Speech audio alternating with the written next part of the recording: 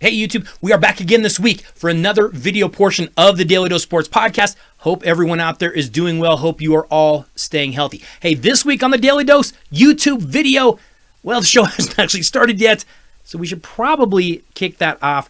We should probably get rolling because we actually have a lot to get to today. So let's go ahead and get started.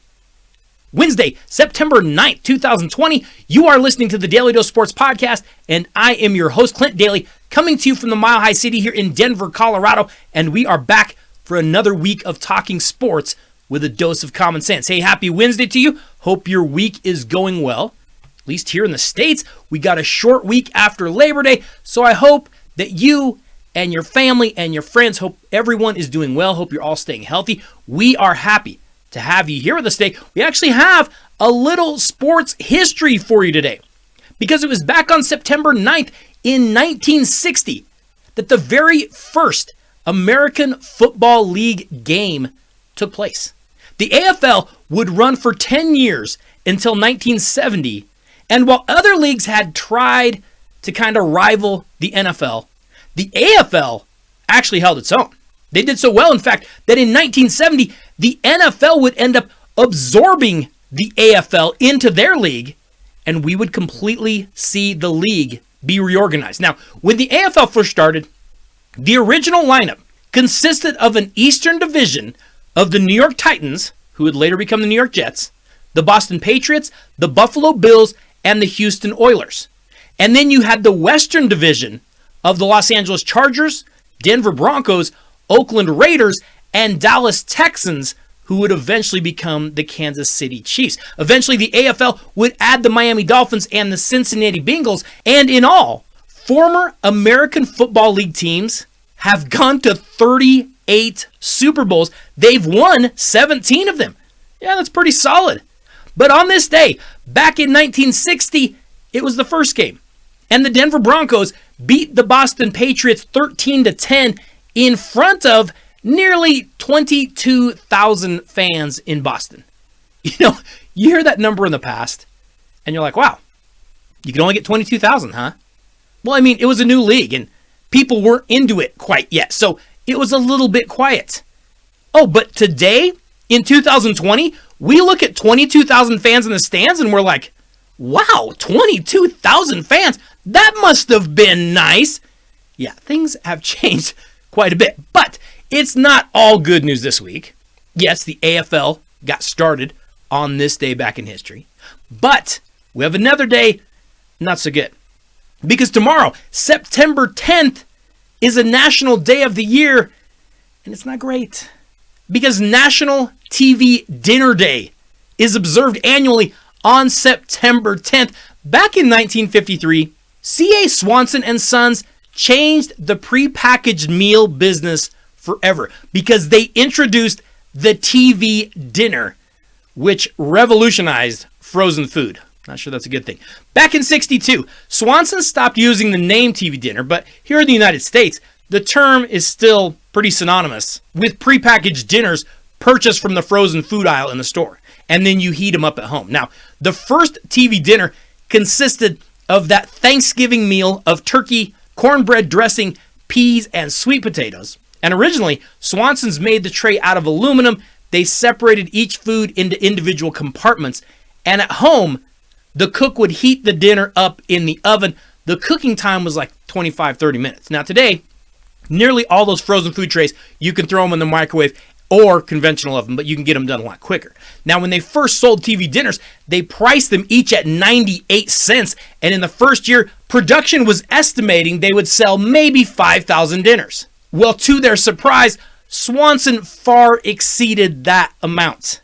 In the first year, they sold more than 10 million of those TV dinners. Now, I was lucky growing up because we didn't have TV dinners all that often. My mother was a saint who actually cooked for us like probably 360 nights out of the year, despite how ungrateful we may have been as kids at the time.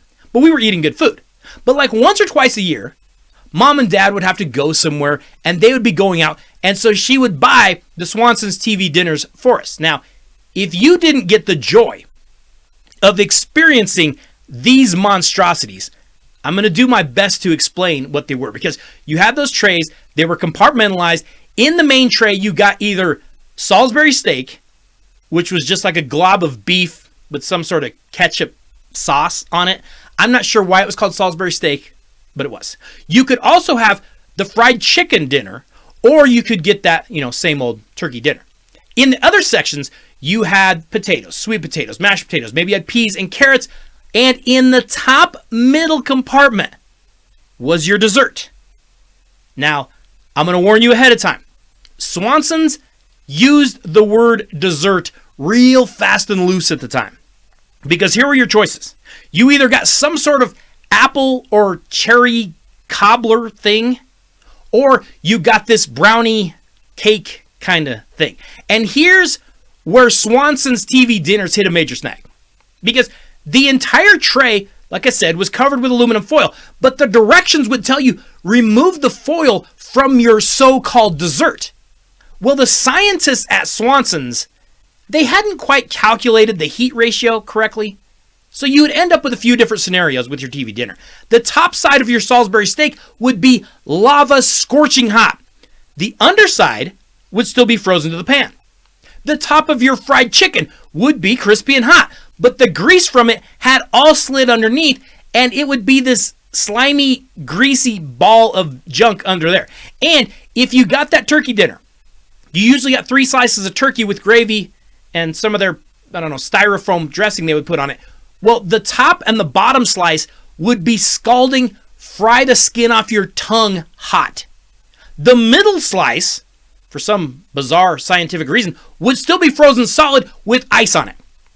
I mean, you can't get mad at that. That's like a scientific miracle. I don't know how they did it, but they did it. Meanwhile, getting back to that dessert, the cobbler or brownie would be smoking and burnt to a crisp. So your dessert that you had been waiting for in anticipation was this charcoal briquette of possibly brownie substance or jelly substance. It was kind of hard to tell. That was the TV dinner back in the day.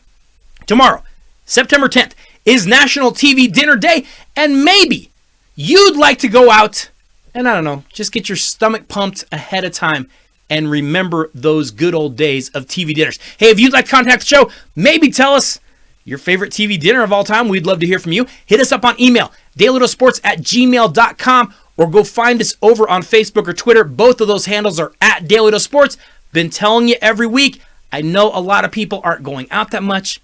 You're not always getting to go to the bar and talk sports. If you're bored, drop us a line. We would love to hear what it is that you have to say. Also, make sure you do stop by our website, dailydosports.wordpress.com. Got a couple of new pages over there.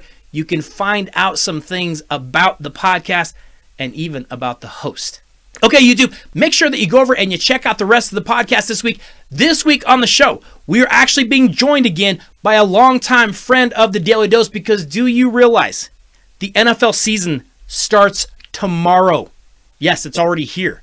Well, last week, we actually began our 2020 NFL preview. If you missed it, go back and check it out. But this week, we are finishing up our preview. We are picking every division. We are making our predictions for Super Bowl 55. So make sure you go check out the full podcast. I'll leave a link in the comments here down on YouTube for you. Hope y'all are doing well. Get ready for the NFL season. Hope it all goes well. Have a great week, everybody. I'll see y'all next week.